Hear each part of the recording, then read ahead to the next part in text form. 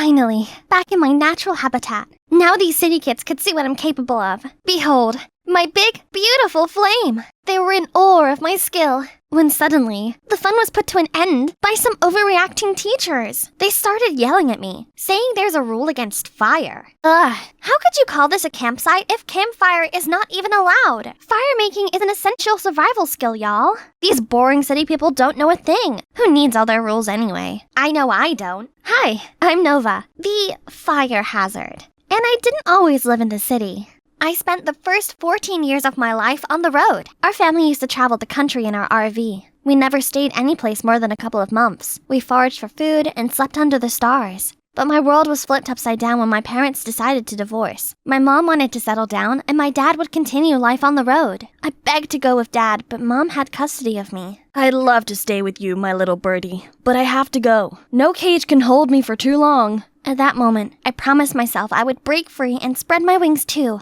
My mom and I then settled into a small 2-bedroom apartment in Savannah, Georgia, where we were greeted by our neighbors, Brenda Foster, a middle school teacher, and her son, Scott, who I'd soon be attending school with. Mrs. Foster was really friendly, but from the moment I met Scott, I knew we wouldn't get along. City people were always grumpy and glued to their cell phones. Mom had to work 2 jobs just to make ends meet, accountant by day, Burger King employee by night. Her colorful wardrobe was replaced with dull uniforms, and all we ate now was fast food. I still kept a sheer hope that one day, when Mom makes enough money, we will hit the road again soon, but no, this is going to be our forever home. Things might be hard for you at first, but trust me, it'll be good for you in the long run. That sounds like she wants my life to be this boring and stuffy for all eternity.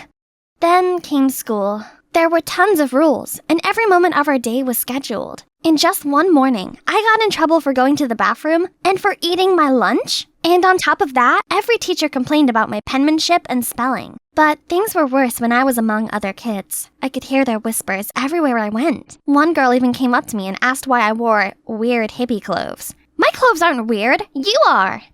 Even when some of them invited me to sit with them at lunch, I felt like an outsider. Anyone down for some pink drinks after school? Not me. I'm saving up for the Eras tour. Count me in! I'm entering my pink girl era. None of these words they say makes any sense to me. Finally, they asked about my old life. Well, we didn't have to eat this junk. We can get fresh vegetables by the road. And I know how to skin roadkills. And every day we tried many different fruits and fungi. But be careful, a simple mushroom could kill you. But by that point, I noticed they were either speechless or as pale as a ghost. Did I say something wrong? Every school day was a blur of confusing subjects, but today was my first music lesson, and I was so excited to finally do something I was good at. When the music teacher, Mr. Shapiro, asked if anyone wanted to perform for the class, I sprung up from my seat, ready to go. I confidently sang my favorite song, but halfway through, Mr. Shapiro interrupted me. We're learning classical music. That style is called reggae, which we don't teach here. Nova's a hippy-dippy weirdo. The whole class erupted into laughter. What did I do? Ugh, Scott! I was so gonna give him a taste of my rosewood guitar, but everyone held me back. In the end, Mr. Shapiro said he'd be talking with our moms after school. Scott and his mom had already left before my mom came. Mr. Shapiro told her that I was a violent hothead who always dressed inappropriately. I waited for my mom to defend me, but she simply apologized. I'll talk to her about this later. Please excuse her behavior. She has never been to school before. Who was this woman and what had she done to my mother? Later, I told my mom how terrible school was. The constant staring and teasing, the way that everyone seemed to be a little afraid of me. Contrary to my expectations, she told me I should try harder to blend in. And she even had bought me normal clothes for school. Mom, clothes are my self-expression. I'm not changing just to fit in. What happened to you? Didn't you teach me to be myself? I did, but now I need you to blend in so you can make friends. I had to leave before bursting into tears. I couldn't stay in the stuffy apartment any longer, so I went out the window, climbed down the fire escape, and just ran away. But at one point, I realized I didn't know where to go, so I wandered around until I bumped into the Fosters, who insisted on walking me back home. Strangely, Scott seemed less annoying now, and kept looking awkwardly at me the whole way home. My mom was clearly surprised to see me when she opened the door. I felt like a joke, because she hasn't even noticed my rebellious great escape. I couldn't sleep that night. After thinking it over, I came to the conclusion that I could get my old life back if I found my dad. If only I knew how. The next morning at school, I went looking for the tools I needed to find my dad. Compass, flashlight, map, Scott? What are you up to in there? You first. I wanted to apologize for what happened in music class yesterday. Your turn. I'm gathering what I need to go find my dad, and there's nothing you can do to stop me. Stop you? It looks like you need help. Those things may have helped you hundreds of years ago, but these days we just use the internet. I didn't want Scott's help, but maybe he was right. I had no clue where to start, and I could hardly even figure out how to use my cell phone. Maybe I need a little help to learn about the internet. Follow me. Scott spent that afternoon teaching me the basics of the internet. He also asked about my old life, and I found myself telling him everything. All the things I missed and hated about this new life. To my surprise, he was understanding. His mother was a single mom too, and it had been years since he heard from his father. After that day, I thought I hated him a bit less. About a week later, I felt like I was ready to start my search. Little did I know, Googling my dad's name would give me literally millions of results. I was about to give up when I saw some people looking for their dogs. That just gave me an idea. I printed as many flyers as the library would allow and spent the next day putting them up around the neighborhood. I was surprised by a strange phone number. Hello? Yeah, hi. I just saw a clueless hippie wandering around and I think they matched the description you provided. I was over the moon by how quick I got a response. But then I saw Scott, half a block away, grinning at me with a cell phone in his hand. That internet thing you taught me is useless. Finding people is not that fast, even with the internet. Your best bet would be the database at the police station. Are you sure you... I didn't need to hear any more words and immediately flagged down a police car passing by. Over here, officer! The officer pulled over and rolled down his window. Morning, sir. Please take us to the station. What are you kids doing? Where are your parents? Well, I'm looking for my dad. I heard the officer speak into his intercom, saying he was bringing a lost child back to the station. Well, that's not what I meant, but whatever does the job, I guess. As he led me into the back of the car, I remembered. Sir, he's with me. Should we bring him too? Correction, 2 lost kids. Scott was obviously stunned as the police officer escorted us into his car. It's hilarious. Of course, I need my sidekick with me to help me find that database thingy. Shortly after arriving at the station, the officer left the room to get us some water. As soon as the door closed behind him, I sprung into action. I had to look in every corner, but Scott wasn't helping. Come help me. Where could that database thingy be in this room? What? No, dummy. It's in here. Then he jumped to the computer and did some clicking. Type your dad's name here. Keep an eye out. In an instant, a file with my dad's info came up. I printed it out and sprinted home before the ink could dry. My heart was pounding as I dialed my dad's number. Hey, yo! Dad, it's still good to hear your voice. Who is this? It's me, Dad. Complete silence on the other end. Did I call the wrong number? It's me? Nova? Nova! Glad to hear from you. Guess what, kid? I've been up to all kinds of adventures. Then he talked to me about his amazing trips that I would have loved to be on. Then I asked where he was so I could go find him. I live in the moment, my little birdie. I go where the road takes me. Please, Dad, let me tag along. Okay, meet me at the exit of the interstate at 10 p.m. tomorrow. He ended the call before I could say anything else. I felt the sudden urge to cry for some reason. They must be happy tears. I was finally seeing my dad again. But how could I get there? Maybe my sidekick Scott could help me. If he had made it back from the police station. Oopsies! I ran to Scott's apartment, and to my surprise, he answered the door. Hey, how did you get home? Once I explained to the officer that you were just a little eccentric, he let me go. I'm sorry I left you there. I wasn't really thinking. Oh, I spoke to my dad, and he's picking me up tomorrow night. So, I need your help to get to the highway. The highway? What kind of parent asks his 14-year-old to meet him at the highway at night? Did he even ask you how you were doing? Or your mom? He clearly doesn't care at all. Wait, yeah, he really didn't ask. But Dad probably was just busy. We can talk all about it tomorrow when we meet anyway. How dare Scott think ill of him? What do you know about my dad? He's a free spirit, and I should be traveling with him. Life's all about being spontaneous. My mom doesn't even understand it anymore, so I don't expect you to. But if you don't want to help me, fine. I'll figure it out myself. Then I stormed off. The night after, I was struggling with Google Maps. My phone was suddenly snatched out of my hand. I'll take you there. You might get lost if you go alone. I was still a little upset about yesterday, but that was nice of him. Plus, Scott was right. I would get lost on my own. We arrived early and waited. The hours dragged by, so I called Dad several times but no answer. When I saw it was past 11 p.m., my call finally came through. Oh man, you were there now? Our bus passed Savannah a while ago. We're having a grand party. You should see. Oh, well, maybe we'll cross paths again soon. Bye, little birdie. He hung up right away. I noticed Scott watched me for a reaction, but I couldn't hold it in and burst into tears. Scott got us on the bus to go home. I was sobbing the entire way and couldn't talk through all the tears. Eventually, Scott spoke up. When my parents divorced, I spent a lot of time being mad at my mom too. I couldn't understand why she didn't make my dad stay. But she did try to, right?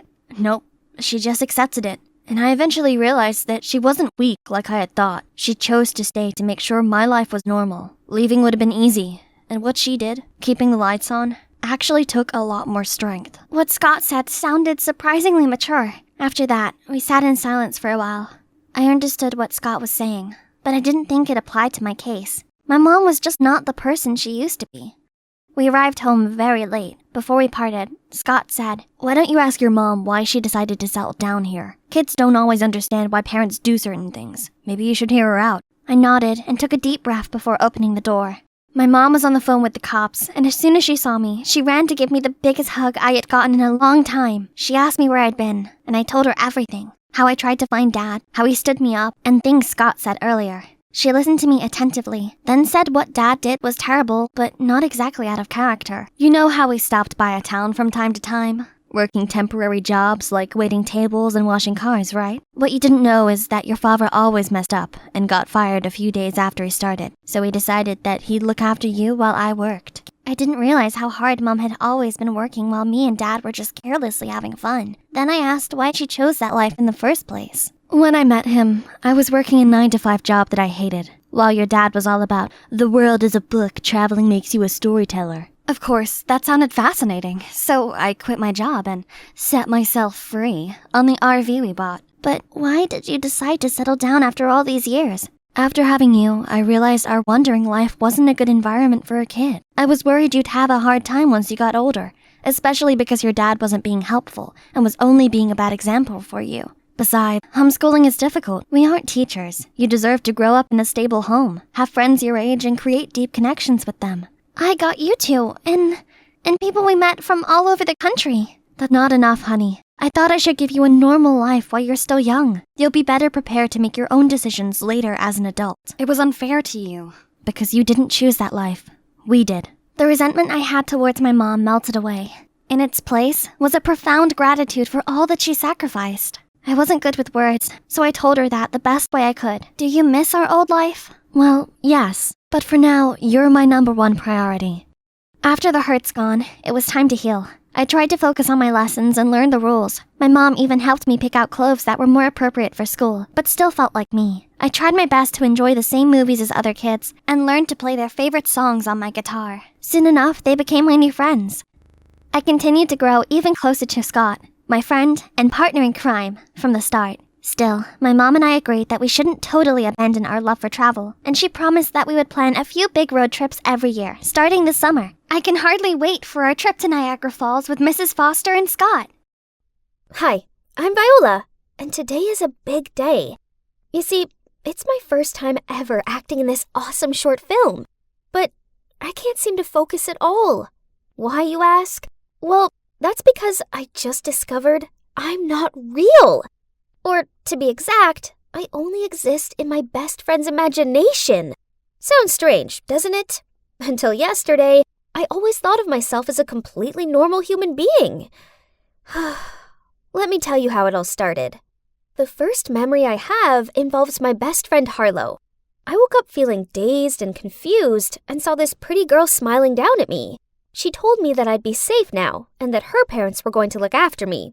Strangely, I couldn't remember anything before that day, and no one told me what had happened. I could only guess that I'd probably been abandoned or something, and that Harlow and her parents were my saviors. So, from then on, I lived with Harlow's family, who showed me kindness and love. When I first got out of the hospital, I couldn't do anything by myself. From personal things like brushing my teeth and washing my face, to chores such as doing laundry and dumping the trash. At the time, it was Harlow who guided and helped me, like a caring big sister. Then, when we entered middle school and the boys started flirting with me, Harlow was always by my side to protect me. She told me how they would never like a plain, boring girl like me, and that they were only doing this to get close to her, as she was very beautiful. If I had a decision to make, big or small, I always consulted Harlow first, as I knew she'd know best. But recently, I noticed that Harlow was acting short-tempered with me. When I got a better grade on my English essay than her, she told me I only got that mark as the teacher just felt sorry for me. Then she stormed off. Man, I didn't mean to upset her, and it was really unfair that the teacher didn't give her the grade she deserved, as she's far smarter than I am. Then last week, this boy called Hank in our school's film club held open auditions for his short film project. Harlow was desperate to be in it, so I decided to go along with her for support. I thought Harlow's audition was marvelous, but for some reason, she wasn't picked. I was about to leave too, but then Hank asked me if I wanted to audition. So I did, and you know what? I got the lead role. I was so surprised, and so was Harlow. She insisted that they were just tricking me and I shouldn't take the part, as why would they choose a girl with ordinary looks like me to play the female lead? But still, I wanted to give it a try. Opportunities like this don't come twice, right? So I accepted the part. I know Harlow was worried that they were just teasing me, but Hank and his crew seemed nice. And maybe he finds my normal look suitable for the character, right? The morning before the shooting day, I asked Harlow to lend me her pretty white dress to wear to the shoot. Harlow looked annoyed as she said, "You spilled coffee on that dress last time you borrowed it, remember? You didn't even bother taking care of it, and now the stain's still there." "No way! I remember washing it before returning it to you." "Well, then you remember it wrong. It's my dress, so I'm hardly going to forget what you did to it, am I?" Then she left in a temper. Strange. I remember using vinegar to clean the coffee stains, as it took me ages to scrub it off. But it is true that my memory isn't all that good. When I was a child, I once waited in the park in the rain for over an hour, just because I thought Harlow told me to meet her there on Saturday afternoon. I said Sunday afternoon. I have piano practice today, silly. So maybe I misremembered again and really didn't wash the dress for her? That day in math class, Harlow got caught texting, so the teacher confiscated her phone. At break time, she asked me to sneak into the school administrator's room to get her phone back. But of course I refused, as I was far too scared to do that kind of stuff. "It's okay, no one can see you." Basically because you only exist in my imagination. What was she talking about? What did she mean by that? For the rest of the lesson, I kept thinking about Harlow's words. When the bell rang, seeing that I was still confused, Harlow pointed to a group of students standing nearby and told me that no matter what I did, they wouldn't see me. And that's true! When I waved my hands and talked to them, no one looked in my direction. I even snapped my fingers in front of them, but they didn't react at all. What is going on? Harlow told me that because she imagined me, she is in control of who sees me or not.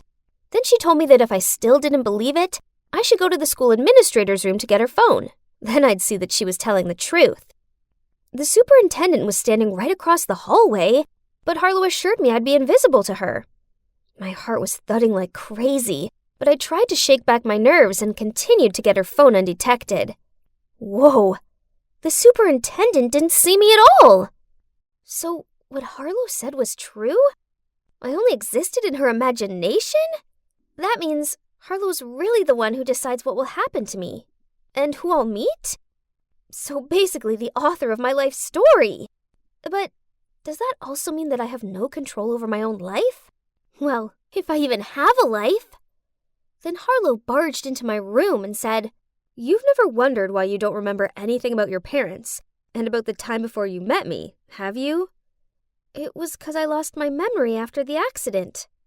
There was no accident, Viola. You have no previous memories because that was when I created you, as I wanted a friend to play with. I kept this truth a secret because I love you, and you always listen to me. But you've been so headstrong lately. After Harlow left, I found myself feeling so down. It turned out my whole life had never belonged to me. No wonder I was so plain and ordinary. All I am is a side character in Harlow's story. After a horrible sleepless night, I didn't even feel like going to the film set anymore. And it's already late anyway. I was laying in bed, spacing out, when Hank phoned me asking where I was. I only exist in Harlow's imagination, so there's no point filming. Huh? What nonsense are you going on about? Stop joking, Viola. We're short on time over here. Seeing that I didn't even bother to reply to him, but just let out a long sigh, He continued. All right then, if that's the case, then you should at least make it count. Would you like to imagine yourself as just a boring nobody? Or a brilliant actress? I suppose Hank's words made sense, so I got myself back together and hurried to the film set. Even if I'm imaginary, I'll make this unreal life of mine unimaginably awesome. The filming was actually a lot of fun, and everyone complimented my acting. They were probably just being nice, but it still felt good. Then Hank came over and congratulated me. Now that filming's over, you can be honest with me. I don't mind. I know you only cast me as the lead as you like Harlow. What do you mean? And the thing you said this morning as well about only existing in Harlow's imagination? I ended up blurting out everything to him, and you know what he did? He laughed. But when he saw that I was struggling to fight back my tears, he took my hand. Viola, listen to me. Harlow's tricking you. The only thing not real in all of this are her words, not you. No way. Harlow's my best friend. She would never do such a thing. If you only existed in Harlow's imagination, how come you still decided, on your own, to show up at film set this morning? How come you still meet other people without her being around? Like, right now. Harlow couldn't have written the script with all these little details, right? Come on, Vi. Think about it. But there was a time when Harlow made me invisible to everybody else. I snapped my fingers in front of them, and they didn't react at all. Hank asked me who these people were, and I told him. He said he'd make sure I saw sense. Then he left. This was so confusing. I cannot tell what is real and what's not anymore. The next day at school, when I was sorting my locker out, Hank dragged a reluctant-looking boy over to me. I recognized him. He was part of the group who didn't see me. Go on. Tell her everything. The boy told me how Harlow had bribed them to trick me. He also said that they distracted the superintendent so I could sneak into her office without being caught. What? I didn't understand why Harlow would do this to me. Hank went with me to confront her, and she faked a smile and said, Silly Viola. It was just a joke. So what about the fact that I can't remember anything about the time before I met you? You said there was no accident. It's also a lie, isn't it? I never said that. Probably you misremembered again like so many times before. I view you as a sister, Viola. I'd never lie to you. I didn't know what to believe anymore. I needed to be alone for a minute.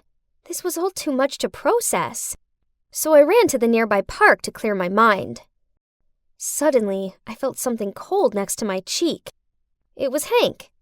He passed me some water and told me to drink it and calm down. Viola, I think Harlow's gaslighting you. She's basically emotionally abusing you to make you question your own sanity. I know you see her as a sister, but she's really toxic. Could it? Could it be possible that Harlow didn't have my best interests at heart? But what did she even get out of this, though? I'm not sure if this was because she wanted me to rely on her or she's jealous, but either way, knowing she could deceive me like that hurt like crazy. I didn't want to believe that that was what had been happening, but after all explanations, it's so clear now that Harlow was gaslighting me. And ever since then, I tried to avoid her as much as possible. But this was tricky, seeing as we were in the same class and lived together. I just wished I could grow up fast, so I could go to college and leave this house. At least there was good news. Hank's film in which I starred had gained attention on YouTube, and he was even selected to attend the Short Film Festival with a view to supporting the city's young talented filmmakers. Then, one day, I arrived home from school to see Harlow's parents drinking coffee with a strange woman. Huh? She sure looked a lot like me. Suddenly, she was running over to me and hugging me in her arms. Oh, darling, you have no idea how long I've been waiting for this moment. Following a whole lot of confusion, shocking revelations, and emotions, I finally found out the actual truth. It turned out that when I was 7 years old, Mom took me on a yacht trip. Only there was a terrible accident, so we took the lifeboat to shore. But then Mom fell out and ended up being rescued by another boat. We both suffered memory loss. In fact, Mom only remembered who I was when she saw the short film I starred in on YouTube. and then she tracked me down here. After that, I returned to live with my real mom. And guess what? I now realize just how awesome I am. I'm grateful to Harlow's parents for looking after me, but I still haven't forgiven Harlow yet. I'm trying to, as I know she's not all bad, but it's going to take some time. I also feel so blessed to have Hank by my side to help me discover my confidence and value my own worth. He even says I can be in his next film project, which I'm really excited about. It's good to know that I'm actually real, and I exist outside of Harlow's mind. The world is mine for the taking. And who knows, maybe one day I'll end up being a professional actress. Oh God, can I not save one from the pitiless wave? Is all that we see or seem but a dream within a dream? According to the poet, this world and all existing life is an illusion of sorts. As reality doesn't exist, philosophers refer to it as dream argument and dream hypothesis. What? What an interesting lesson! By the way, look at how there's a ray of sunshine coming through the curtains. That's so pretty. This kind of weather indeed puts you in such a dreamy mood, huh? Yeah, right. But remember, there is no rose without thorns. That sunshine may look glorious, but it will harm your eyes. Yeah, I know. The maids always tell me that sunlight is the enemy for me, for my beautiful, sensitive blue eyes. Looking at it once, and I'll never be able to see anything again. That's why I've never been allowed to leave this castle. My maids all look identical in those masks, don't they? When I was a child, of course, I once got curious, and I pulled one of them off. As punishment, I was denied dessert for a whole week. And worse still, it wasn't worth it, as the maid's face was exceedingly ordinary. The masks looked far better. Anyway, I suppose all that matters is that they take great care of me. Each day they bring me food, water, and new clothes. I was sipping my leek and potato soup when I heard a scream. "Let me out!" Curious, I went and hid in a corner and saw two maids attempting to lock the screaming girl into a room. I've never seen that girl in this castle before. I wonder if she's from the outside world. Poor her. It looks like she can't control herself. The world out there is scary. Perhaps it has sent her into madness. It's much safer here in the castle. I can play all day, paint, knit, and read. Oh, how peaceful. But I still couldn't stop thinking about that poor girl. I wonder what will happen to her. The screaming didn't stop, and my curiosity got the best of me, so I snuck into the girl's room. Shh! Stop screaming! No one is listening. Who are you? My name is Mistress. What's yours? Mistress isn't a name. Are you stupid? It's just a name. Everybody here calls me that. This girl was so stubborn. She seemed to be wary of everything. Poor little outside world girl. After much persistence, she told me that her name was Nora. I was about to ask her why she was here, when suddenly 2 maids appeared and dragged me away. Mistress, you should not interact with this wicked girl, and you mustn't be late for your embroidery class. It was nice to finally get to talk to a girl my own age, and I must admit that given her brash nature, I found Nora rather interesting. During class, I kept thinking about how I could sneak out and see her again. Ah! Ouch! That annoying girl's screaming made me prick my finger. I ran out to check on her, but the maids immediately blocked my way. Perhaps I could talk some sense into her.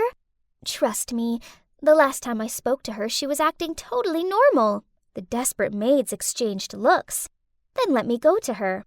As predicted, when I approached Nora, she stopped screaming. Hey, it's Ariana. That's my real name.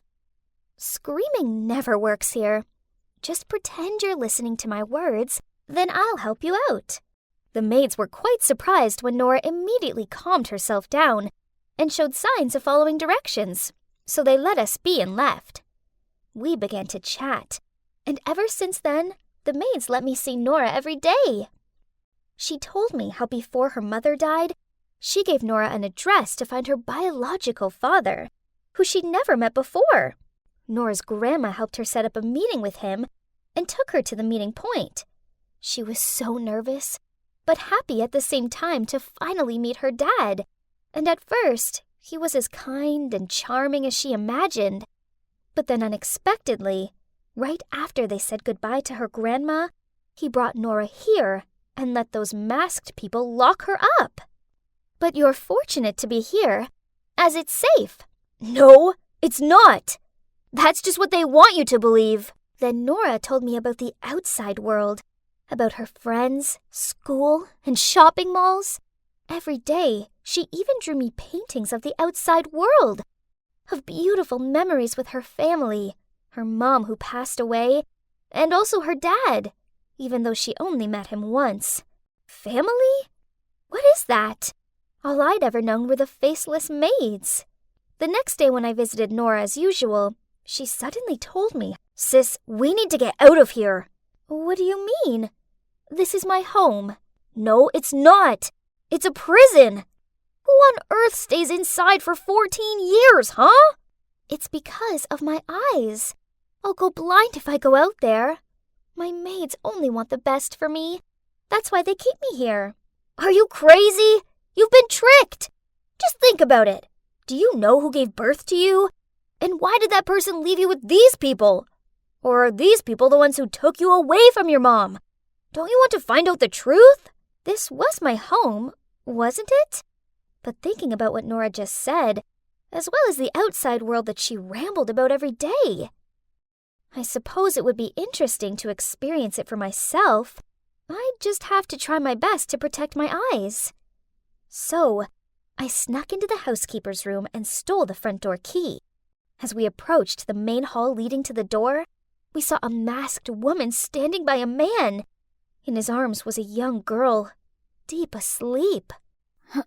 Huh? That's my dad. What? Did he come to pick you up or something? Don't you see that they're all in the same boat? And she's the ringleader. I peered closer at them and spotted the masked woman's silver hair and luxurious dress. Isn't that my tester? She lives in the Grand Suite and visits me weekly to assess my learning and etiquette. "Mom, how are you going to handle this case?" "Just leave her in the empty room at the end of the hallway. As for Nora, I think she'll settle in properly in a week or so. Then we can start her etiquette and culture lessons." "Which Nora?" "Ah, I remember. Besides, you should restrict yourself a bit. Ariana, Nora, and now this child? Don't let the list of your illegitimate children be as long as your arm. Then you can just throw them away somewhere. Why bother raising them? They are my grandchildren, after all. They can't end up like those street rats. And who knows? They may become useful. But this has to be the last one. We can't risk Laura finding out about us. It would ruin our family's affluent name. Do you understand?" "I know, but fear not, as my wife is kind and foolish. She is completely clueless to these matters, thanks to your smart move." So, we were this heartless man's illegitimate children? And because of his deceit, he was forcing us to live in darkness? I don't want to be locked up and lied to any longer. We needed to escape. From then on, Nora kept her act up and behaved like an angel, which eventually led to us being allowed to study together. And today is the day.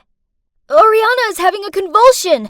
We must take her to the hospital as soon as possible!" However, the maids called the doctor to come round here instead. No! The plan was to escape when we were taken outside. If the doctor came here, he'd discover that my rashes were painted on and our plan would be disclosed. Okay, plan B. I was still lying on the bed playing the whole role of a patient, while Nora locked the door of the room and went to the bathroom screaming.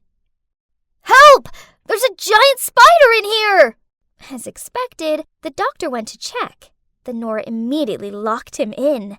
Then we quickly took the knotted string made of the fabrics and embroidery class out from under the bed and then escaped through the window. Ah! I got my head between my hands as soon as I landed. I didn't expect it to be so bright outside. It's burning my eyes, Nora! What? There's no time for your hysterics. You'll be done if you're stuck here anyway. Just open your eyes and run! Hurry up! But I'm scared! Huh? Nothing happened. My eyes seemed fine. But no time to celebrate, as then I saw... Oh my god. A couple of maids were chasing after me. Nora pulled my hand and ran towards the garden. Fortunately, we were already out of their sight when... Woof, woof! A huge hound appeared out of nowhere and growled at us. I crouched down in a bush and watched Nora wave the dog closer, and then pat him. What? Magic! The dog suddenly became unusually obedient and led us to a secret place. A dog-sized passageway. I hesitated, but seeing the maids gaining on us, I reluctantly squeezed through it real quick. I can't believe I'm putting my destiny in the hands of this reckless girl. She said we had to get to her grandmother's house right away for help. What are those things running back and forth on the road? Why are they making that loud, annoying noise? And why is Nora waving her arms about? Did she want them to stop? Too bad nobody did, as she's no princess. We kept wandering until we saw something which Nora called a truck parked on the roadside. She rushed over, then helped me onto the back of it. Oh, it was full of bananas! I stuffed my mouth full of them to ward off my starvation, while the scenery kept changing. That thing stopped, and we immediately got off before getting caught. I held her tight, frightened of all the people around us. They kept staring at me. And what kind of style was that? They all looked very peculiar. Maybe they were just commoners. Then we used our power to demand a man to take us to Nora's grandma's.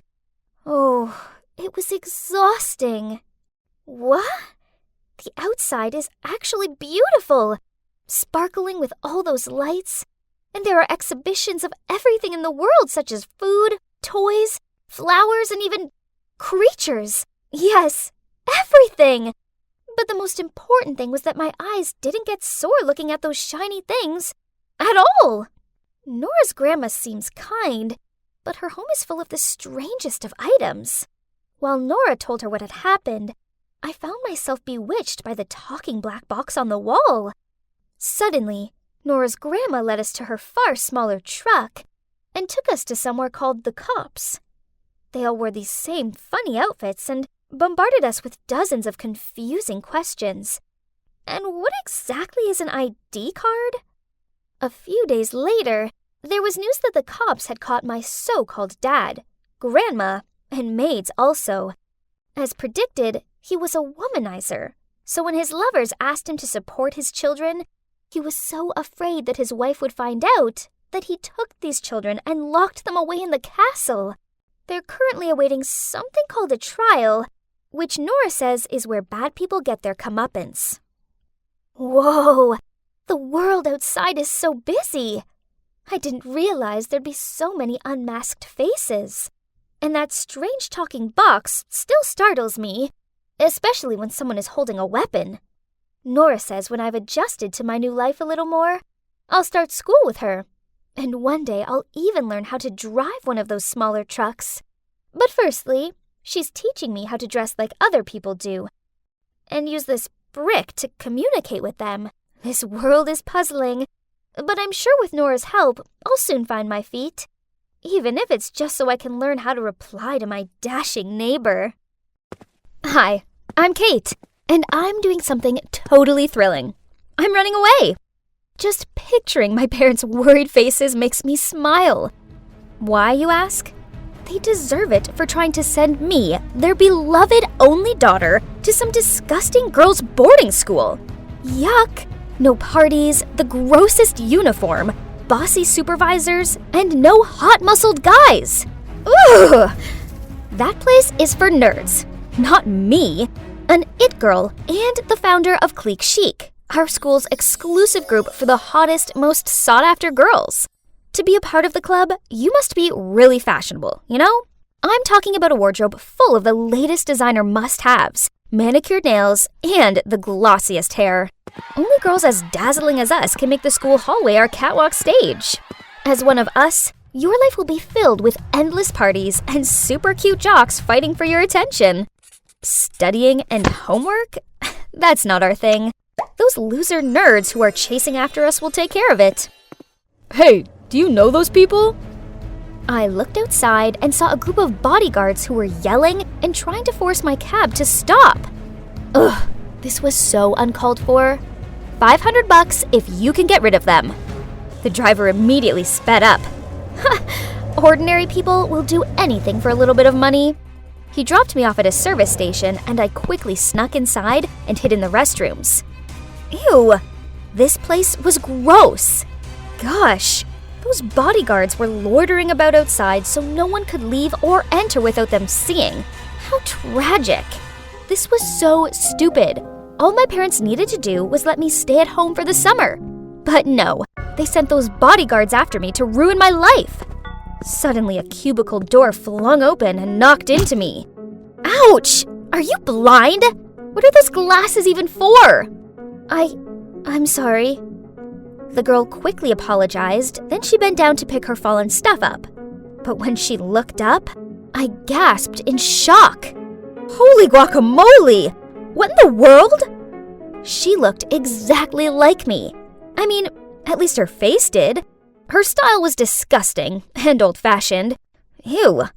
But given my dire situation, I came up with an amazing idea. Okay, so this is weird. Do you want to make some money? And I mean a lot of money? She gave me this dumbfounded look. Ew, I hope I didn't get frown lines like she did when I screwed up my face. They were ghastly.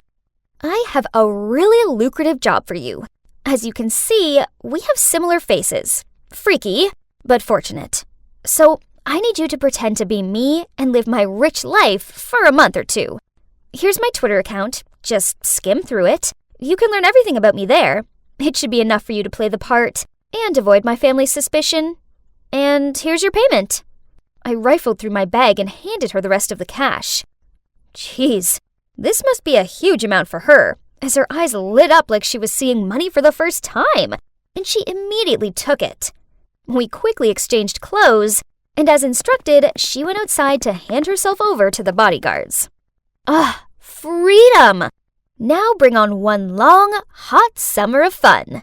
But first, I have to go shopping. Wearing these old-fashioned, disgusting clothes made me want to puke. Oh no! My parents have locked all of my credit cards! I can't even buy a soya milk iced latte now! Oof! How could my parents be so cruel? The worst part is, I had stupidly given all my cash and my phone to that girl. With no other options left, I reluctantly searched the girl's bag. A few old-fashioned clothes, some stupid books, and an unbranded lipstick? Huh? Was that all? How can people live like this? But, what's this? In her small notebook was a train ticket and an offer letter to work at Homestay Allen. So, looks like she's going there for a summer job. Hopefully that homestay has a bath with scented candles and a pool for me to sunbathe by. I need to work on my tan. I was glad to get off that flea-ridden thing and breathe in some fresh air. Now where was my ride? There was a short, chubby old man holding a board with the name Clara on it. Ah, the name on the train ticket was Clara. So this meant he was here for me?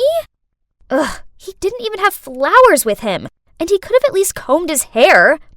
So, turns out that's Danny, the manager and owner of the homestay. Honestly, if it wasn't for the circumstances, I would never have set foot in this stupid place.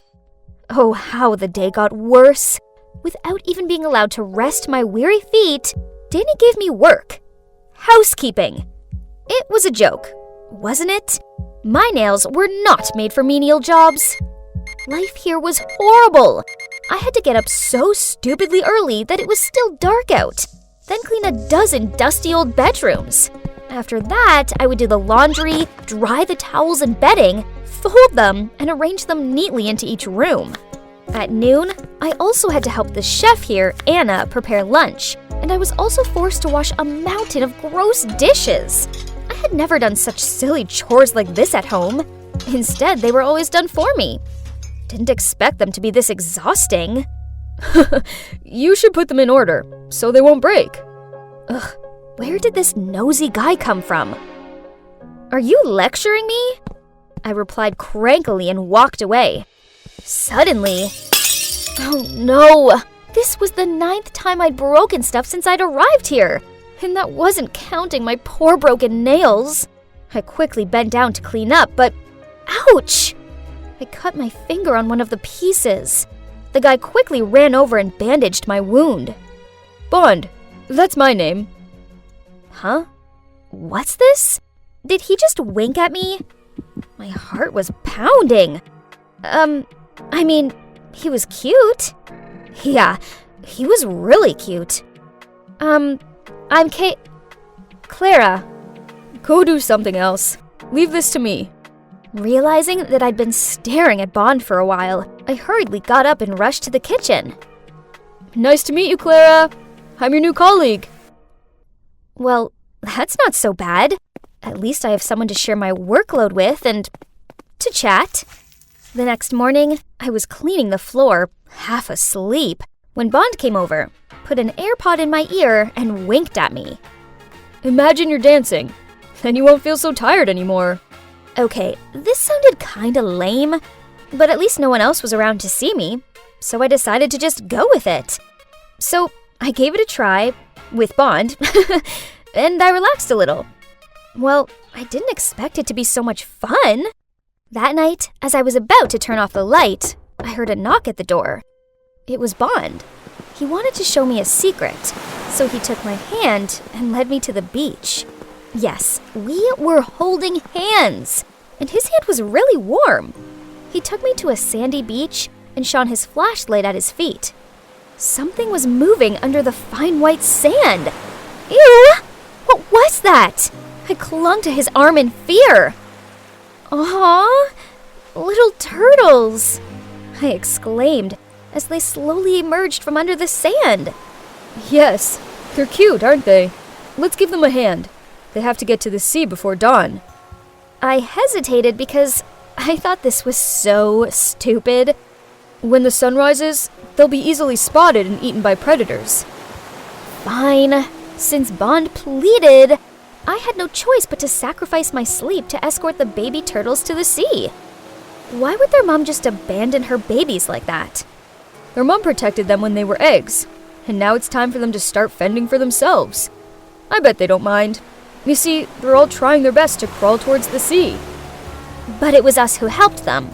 Then they'll be very grateful to you. And so am I. Whoa, I'd never felt like this before. It felt like my heart was aching, but in a good way? Thinking about it, I suppose this was the first time I'd ever helped anyone before. Now I kinda understood why my parents did what they did. They just wanted me to be more independent and stop hanging around with those vain, show-off girls. They sure would be pleased if they could see me now, with this sweet and gentle guy. He was the total opposite of the rich boys back home. When I was hurt, he made sure I was okay. He opened my eyes to new experiences, and he didn't try to impress me with dumb flowers and expensive gifts. I've been thinking about Bond all day, and this is the 1001st time I've peeked at him. I think I'll have to confess my feelings before I go crazy. So that evening, after finishing all my work, I knocked on Bond's door. Huh? Why was a teary-eyed Miss Anna standing there? Then she told me the shocking truth. Bond had left without saying goodbye. Panicked, I walked into the room, but there was nothing left of his. Nothing! No! This couldn't be happening! I hadn't even had a chance to confess yet. The next day, I felt so down. It sucked not having Bond here. But then in my zombie state, I accidentally picked up the newspaper at the front desk. OMG! On the front page was a picture of Bond! God, I couldn't believe it. He was the son of a famous billionaire and they were looking for him. Turns out, I wasn't the only one who'd run away from home. But why did he leave so suddenly? He could have told me the truth. He could have said bye. Ugh! My untold feelings for him felt like an unreachable splinter in my side. I couldn't carry on like this. I needed to find Bond. With my meager salary, I got on the train back to the city, imagining seeing Bond again. This is without a doubt the most nervous I'd ever been in my entire life. It didn't matter how much I pleaded my case and explained that I was Bond's friend. The security guards refused to let me in. I was about to leave when suddenly I saw Bond from afar. He was with a girl. What in the world is this? I tried to strain my eyes to see. My God, isn't that me? No, it's the girl I hired to pretend to be me. What was she doing with Bond? And why did they look so close? Could it be? I was taking an interesting-looking book from the bookshelf when suddenly I saw a face peering back at me. Wait a minute. Oh God, not him! I quickly hid my face behind a book, but too late. He'd already seen me. Duh, what was I thinking? Now I looked even more pathetic. You must be wondering why I was desperately avoiding this dude. Well, this wasn't just any dude. It was my ex-boyfriend, Owen. Talk about a day ruined. Oh, hi, Owen. I didn't see you there. Are you here by yourself? Oh no, I'm here with my girlfriend. There she is. Hey babe, I'm here. I turned around and... Jeez! My day just went from bad to catastrophic. How on earth did they end up together? Yep, I knew that girl. She's Mila, my stepsister. Oh, let me tell you about her. Actually, before we became stepsisters, Mila and I went to the same high school together, but we weren't close or anything. But out of the blue, my mom and Mila's dad somehow got together and soon got married. I tried being friendly towards her, but no matter what I did, she remained cold and unpleasant towards me. She even forbid me from telling anyone at school that we were family. And she started to compete with me for team tryouts, in tests, everything. Then one day, after a few months of living together, she informed our parents that she was moving in with her mom and switching schools. Why, you ask? Well, because she couldn't stand living with me anymore. I'm not gonna lie, hearing her say that hurt like crazy. All I'd been was nice to her. But fine, if that's what she wanted to do, then whatever. And like I said, that guy over there is my ex, Owen. We used to date when I was a sophomore and he was a senior. But then he dumped me for the most ridiculous reason ever. Well, back then, I was on a strict diet. Every time we went out for some food, I would order a depressing-looking salad, and Owen would order a delicious hamburger with fries on the side. So I always snuck a fry or two from his plate, and a couple of bites out of his burger. But I mean, sharing is something totally normal in a relationship, right? But, well, Owen didn't think so. So just like that, he ended things with me, then went away to college. But now he was back in town for summer break, and he was dating my stepsister. Ugh. Oh, hey Amy. Long time no see. Oh yeah, I hope you don't mind, but I'm with Owen now. Ugh, I hate her sarcasm. And did she have to latch onto his arm and stroke his hair? What about you, Amy? Are you seeing anyone at the moment? There was no way I was going to tell them I was single. That would be so embarrassing. So I flipped my hair, then started bragging about my awesome older boyfriend. A mature guy who has the face of a movie star and the body of a Calvin Klein model. Wrinkles started to form between Mila's eyebrows. In your face? But then Owen suddenly said, Great. How about a double date tomorrow night? What? Great idea, babe. I want to meet the lucky guy who stole my sister's heart. My God, they weren't joking. Ugh, I had no other choice but to agree. Darn it. Where was I gonna find a handsome older guy by tomorrow? Amy, are you trying to wear away that table? Oops. I'd been so preoccupied with my dating dilemma, I hadn't realized I'd been cleaning the same table for 20 minutes. Hey, but wait! I took a closer look at my manager's face. Jake is handsome, older than me, and he's single. My God, I'd found my fake boyfriend! Now I just needed to persuade him. But he's way too serious to help with this stupid situation. I did know he was on the search for his perfect girlfriend, as I'd overheard him complaining about the disastrous dates he's been on. Cue my perfect plan. After we closed the coffee shop, I volunteered to clean up so I had an excuse to stay late with Jake. Hey Jake. My boyfriend Owen has an intelligent, gorgeous-looking sister who I want to introduce you to. At first he wasn't interested, so I showed him Mila's prettiest picture. Holy moly! That's his sister? Jeez, why so surprised? Mila is not that beautiful. Whatever, at least I had his attention. I asked him if he wanted to go on a double date, and he immediately agreed. Yes, jackpot! So my plan worked. But the only issue was that my fake boyfriend thinks he was on a date with Mila, and that I was with Owen, when in reality they were actually both together. But no worries, I could pull this off. Right? So for our double date, we all went bowling. Jake took an instant liking to Mila and tried to impress her with his bowling skills. Me, on the other hand, sucked at bowling and got constantly teased by Owen. So when it was his turn and he misjudged his throw and threw the ball straight in the gutter, I had loads of fun teasing him back. To be honest, I was enjoying hanging out with him. And please, don't get me started with his looks. He's definitely grown more handsome with time. Suddenly, it was my turn again, and Owen was asking me if I wanted him to show me how to throw a bowling ball correctly. I timidly said yes. So he stood behind me, touched my hand, and showed me. Oh my God, my whole body was heating up, and I could feel that Owen was blushing too. Hang on.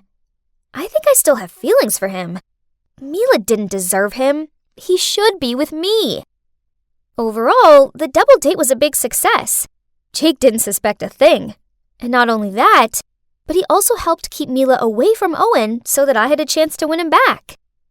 But then a few days later, Jake told me that he really liked Mila and asked me if I could set them up on a date, but this time only the two of them. What? He actually liked Mila? Of course, I couldn't set them up. It was impossible, because Mila was with Owen. So, reluctantly, I suggested another double date. He agreed, but this time he insisted that we went out for a romantic dinner. Fine. Everything was okay at first, but then Owen placed his arm around Mila while she fed him some of her mashed potatoes. I glanced over at Jake and saw the dumbfounded look on his face. I needed to separate them quickly, so I asked Mila to come to the bathroom with me. Oh, Owen is such a great guy. He's so thoughtful, and he always treats me like a princess. Ugh, she's so annoying. Well, enjoy him while you can, 'cause he would soon be mine again. When I walked out of the bathroom, Jake ran over to me and dragged me into a corner. Owen and Mila are really strange, don't you think? Are you hiding something from me? What? I would never. They're just close siblings, that's all. Oh, and by the way, I talked to Mila in the bathroom, and she thinks you're a great guy. Of course, that was a big fat lie. If I was Pinocchio, my nose would be as long as an entire baseball bat. But at least Jake was buying it, 'cause he looked so thrilled. We went back to the table and continued this so awkward dinner. Suddenly, Owen and Mila started calling each other Buttercup, Cutie Pie, and other disgusting nicknames. Jake and I just sat there with super awkward faces. Hey, Mila, you and Owen seem to be pretty close. Have you always been this way? Of course. We just can't get enough of each other, can we, sweet stuff? She looked at Owen with dreamy eyes and kissed him on the cheek. Yes, on the freaking cheek! I looked over to Jake and, yep, he looked so horrified, but maybe he hadn't figured out they aren't siblings. Ugh, who am I kidding? Of course he'd figured it out. After the double date, he yelled at me for tricking him. I explained to him that I really like Owen and that I was trying to win him back. What about you? Do you like Mila? Jake silently thought for a minute, then nodded. He really likes Mila a lot. So I suggested that we should team up to break the couple up. And Jake agreed. I told Jake that Mila is into photography and also has professional equipment. So he messaged her asking if she could take photos of the coffee shop for his online page. And Mila said yes.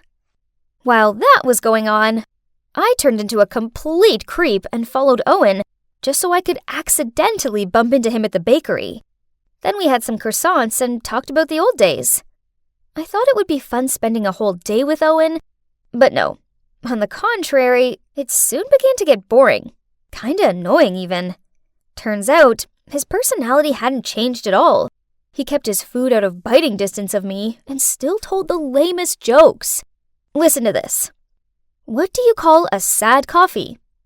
A depresso. Now I regret buying him that coffee.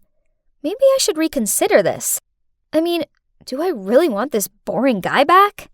Then he told me he was planning a special surprise for Mila, and he wanted to discuss it with me over dinner at his place. When I was in the kitchen helping him to cook, he suddenly lunged forward and tried to kiss me. Huh? What? I was so startled that I threw some carrots in his face. Oh my God. My plan actually worked and Owen had fallen for me. What about Mila? I thought this whole meeting was about a surprise for her. And that was when Owen came clean to me. He had no surprise planned for Mila. That was just a ruse to get me here. Also, turns out the time we met at the bookstore wasn't by chance. Owen had been stalking me. What? Creep! He also knew that Mila was my stepsister, so he purposely got with her to make me jealous. Amy, it's you that I love. It's always been you.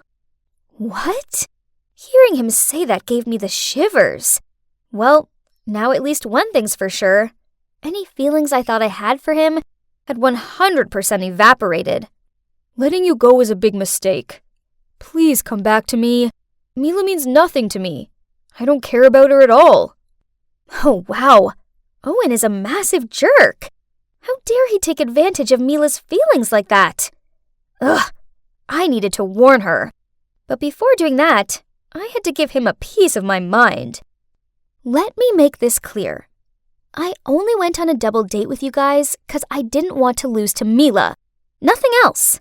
May I remind you that you're the idiot that split up with me? Oh, and your jokes are really lame. And that's it. Owen just stood there with a bewildered look on his face, and I left. I ran straight to the cafe shop where Mila was and blurted out the whole truth about how Owen was just using her to make me jealous. I can't believe you're doing it again. What do you mean by that? Don't act all innocent. You're stealing my boyfriend again.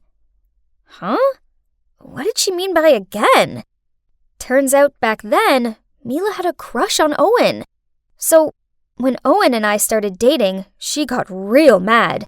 And that's why she was always so cold with me. I didn't know. I swear. If I knew that, I would never have dated him. Ugh, just stop. I know you can't stand losing to me. Just leave me alone. I don't want anything to do with you. I give up. Talking to her was pointless. But then Jake suddenly spoke up. Mila, she's trying to protect you. If she didn't care about you, then she'd just let you be with that jerk. But no, she told you the truth even though she knew you'd probably react like this. Because that's what sisters do. They protect each other. Mila fell quiet for a bit, but then realized Jake was right. So we sat together and had a long, serious talk. There were laughter, tears, and copious amounts of hot chocolates, but in the end, we finally seemed to understand each other. So that was it. After all the drama, Mila and I put aside our feud and made up. At first, Mila was kinda sad about what Owen did to her. Luckily, Jake kept her company, and she soon opened up to him, and their relationship developed. And now they're dating. Yahoo! About me, I may still be single, but I'm okay with that. The main thing is that after all these years of hating and competing, Mila and I made up. I don't have a boyfriend, but I have something better. I have my sister back. Why wasn't it working? I followed all the steps, but still, nothing. At that moment, my best friend Harry walked towards me and asked with a confused look, "Hey, what you doing?" "Hey, Harry. I'm just working on this plan to become popular, but it isn't going so well. I changed my style and posted more on social media, but I'm still not cool." You're probably wondering why I was desperately wanting to be popular, right? Well, it's all because of my annoying hiccups. Last year, I was on stage performing the play Our Town when I suddenly started to hiccup, constantly. I couldn't stop, and the whole audience started to laugh at me.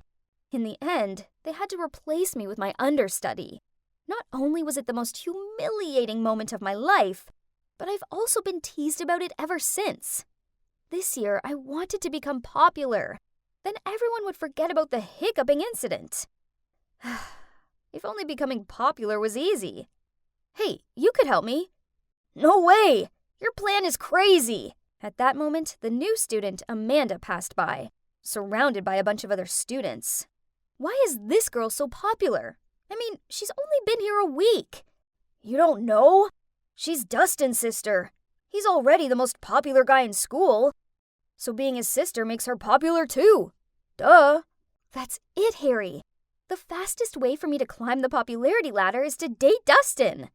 At first, Harry seemed confused by this, but then he suddenly agreed to help me.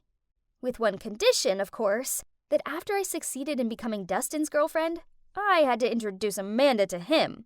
I knew it! He had a crush on her. Every guy in the school does. Fine, I'll help him, as I need Harry in this anyway. He plays a crucial role in my plan, and you'll soon figure out why. After school, I was waiting in a corner at the parking lot when Harry walked towards me, followed by Dustin. "I heard you're giving tutor lessons?" "Yeah, that's right. I don't take money. I just need..." "What do you need?" "I need you to pretend to be my boyfriend." Dustin burst out laughing, but then when he saw our serious looks, he stopped. You two are crazy, but I do need to pass math, so okay. However, my grades have to improve within 2 weeks. Then we have a deal." "Deal?" I grinned. "Within 2 weeks? That's so easy. What a catch." You must be wondering how we managed to pull that off. Well, Harry's on Dustin's soccer team and overheard the coach tell him if he didn't improve his math grade, he'd be kicked off the team. Basically, we used Dustin's weakness to get the deal. I know I had no chance with him by using my lousy flirting skills, so it's time to use my greatest strength, my brain. Pretty smart, huh? I started to tutor Dustin. Then after 2 weeks, he shot up 2 grades. And that's when he held up his end of the deal and pretended to be my boyfriend. The next day, Dustin and I held hands and walked into school. And just as I expected, everybody was gawping at us. I even heard them whisper about me, "Is that the hiccup girl with Dustin?" And, "Whoa, since when were those two a thing?" "Ha! And that's not all. Wherever I went, people would follow me. And in every class, everyone wanted to sit next to me. Finally, I was popular, and I loved it."